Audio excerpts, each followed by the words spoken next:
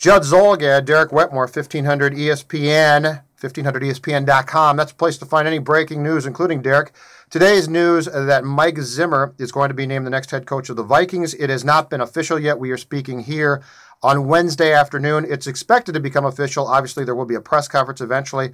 Let's start with this one.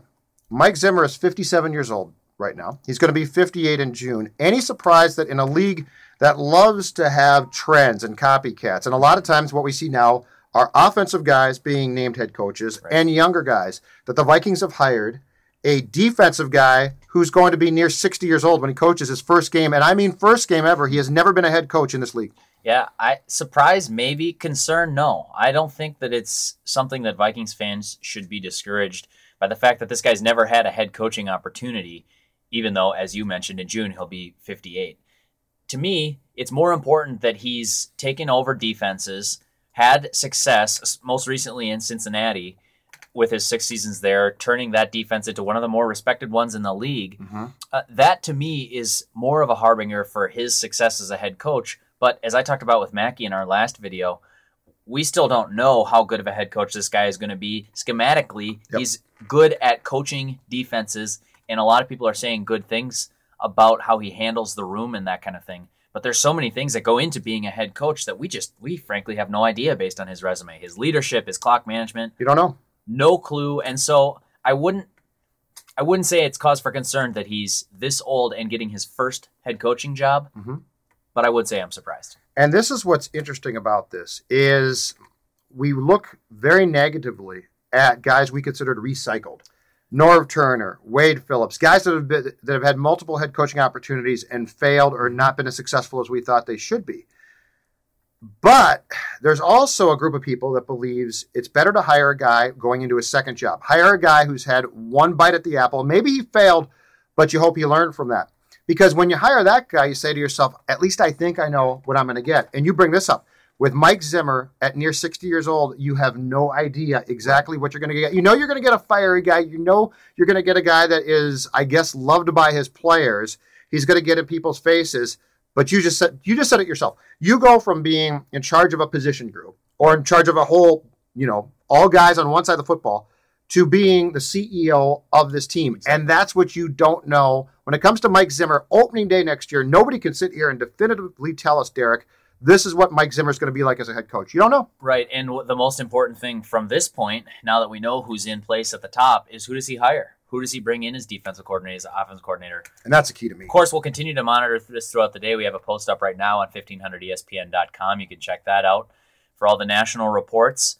But hiring is a skill that is difficult to assess. It's difficult to tell, do you possess the ability to hire somebody smart enough and capable enough to be your underling? Right. Do you have the confidence to hire somebody potentially smarter than you on, say, the offensive side of the ball? Right. Are you comfortable enough with your own job security that you can bring in the right guy to run the offense and trust him then to run it on his own accord? We don't know that, and I don't know that anything in his resume could indicate that he's capable of doing that, but that's what'll be fascinating for me to see the rest of this offseason. It's interesting, too, Derek, as much as an emphasis as we placed all season long on offense and quarterback and the need to find a quarterback and the need to develop a quarterback, it's interesting that when the Vikings got together in their bunker and drew out this strategy, that they pointed at one position and it was never offense. Yeah.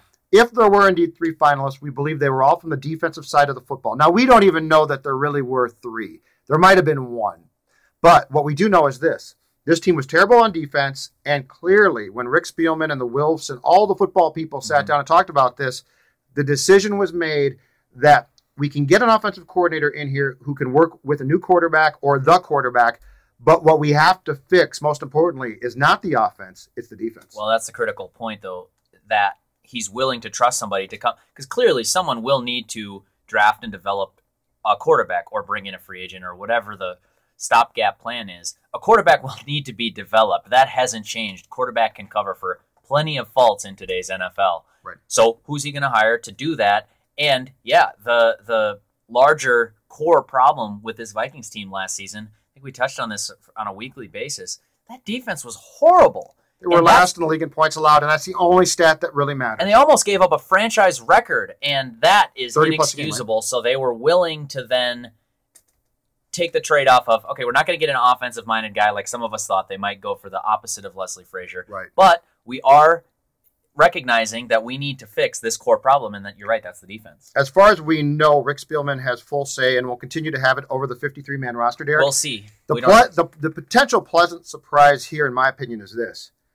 I really thought Rick would hire maybe a younger guy who would listen to Rick.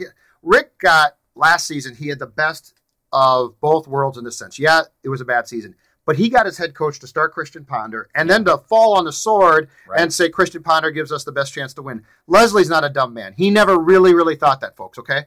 So Rick goes out, and now he hires a fiery guy, a guy who I was told today interviewed for a bunch of jobs and then went to a couple people who were specialists in the art of interviewing because he rubbed people the wrong way. Yeah. So we're talking about a guy that had to polish up his act, but a guy who's going to speak the truth, a guy who's going to walk in. If Rick Spielman tries to start Christian Ponder and tells Mike Zimmer, hey, go take the bullet at the podium, Mike Zimmer is going to extend a finger that I can't extend on this video. I'm pleasantly surprised. It sounds like Rick Spielman hired anything but a yes man. Yeah, and that, by all accounts, that is Mike Zimmer's DNA. He doesn't suffer he's fools, too old to be as you like to say. At almost 60, you're too old. If that's how you are, you're not going to change it up that much. You should know, Judd. Jeez, that was mean. Well, with the gray in my beard, Mike Zimmer and I, pretty much the same age. Judd doesn't suffer young fools like I do, or like myself, that is. But Mackie, I do. We don't think that Rick Spielman likes to suffer fools. I know Mike Zimmer won't suffer fools based on everything we've seen on Hard Knocks, the reports I'm seeing from other media members that have worked with him. But aren't you pleasantly surprised by that? Oh, absolutely. I mean, he got a guy for a whole year to say Christian Ponder gives us the best chance to win. Yeah, I think Vikings fans... he's not a ventriloquist when it comes to Mike Zimmer. Yeah. Christian Ponder gives us the best chance. Tell Christian Ponder gives us the best chance. This is a guy that exactly whispered sweet nothings. Can you imagine what would have happened at the end? Just tell him you're happy to be. Just tell him you're never going to play. On Friday, if he gets up to the podium and whispers into Mike Zimmer's ear what to say, Mike Zimmer's going to say, "Forget you, man. This is why I'm happy to be here." He won't use the word forget. It'll start with an F, but it won't be forget. I wasn't going to use that on our video. This is going on 1500ESPN.com. We keep it clean. We're done. I'm Judd. He's Derek. Thanks for tuning in, 1500ESPN.com. I'm sure we'll have a new video up soon with all the breaking news. Mike Zimmer, though, going to be named the Minnesota Vikings head coach. Talk to you later.